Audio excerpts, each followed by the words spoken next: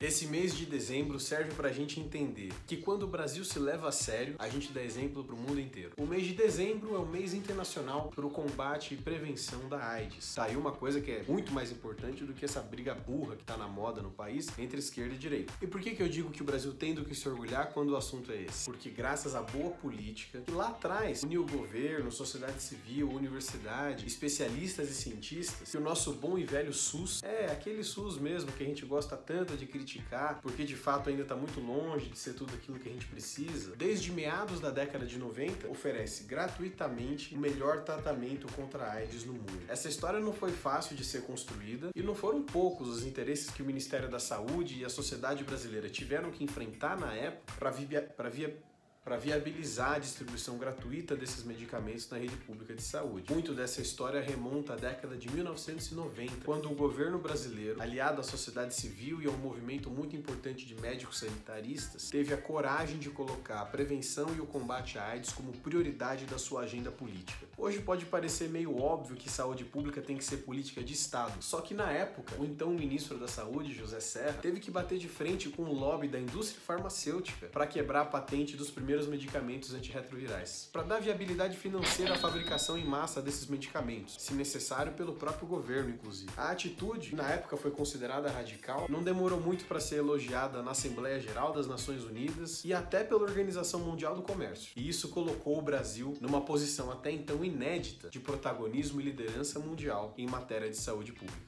Como você deve imaginar, falar sobre o vírus HIV sempre foi um tabu. Só que já não deveria mais ser assim, né? Já que desde a década de 1980, quase 40 milhões de pessoas morreram vítimas do vírus HIV. E justamente por essa dificuldade histórica no acesso ao tratamento e à prevenção da AIDS, a maior parte dessas vítimas, obviamente, é de países pobres. Para nossa geração, a Organização Mundial da Saúde tem uma meta ambiciosa de erradicar a epidemia de AIDS do mundo inteiro. E aí não tem segredo. Na hora de falar de saúde pública, não pode ter demagogia. Não pode ter demagogia.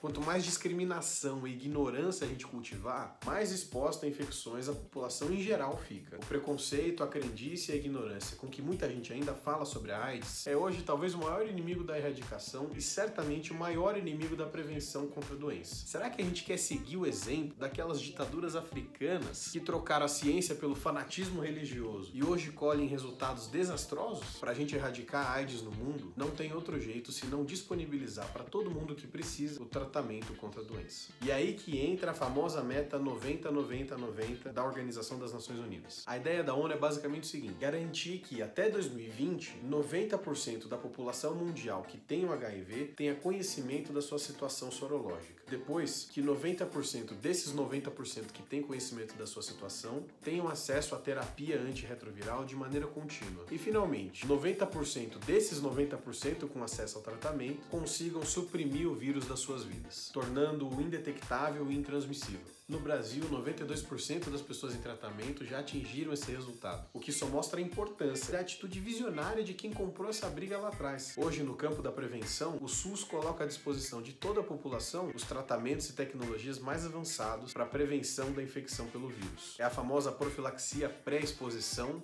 e a profilaxia pós-exposição. As campanhas de conscientização e informação são armas fundamentais nessa política e não podem sofrer nenhum retrocesso, ainda mais se for baseado em superstição, fanatismo ou ideologia. Realmente, o Brasil, quando se leva a sério, dá exemplo para o mundo inteiro, inclusive do ponto de vista dos serviços públicos essenciais. A gente tem sim muito do que se orgulhar como país. É que quando a gente abraça a ciência, a boa gestão pública e principalmente a boa política, a vitória é certa. Agora, nos resta aplaudir e homenagear aqueles que deram início a essa luta, defender as nossas conquistas e, principalmente, chamar a nossa responsabilidade para as próximas vitórias. Não esquece de se inscrever, clicar no sininho aí embaixo, deixar um like ou um comentário se você quiser.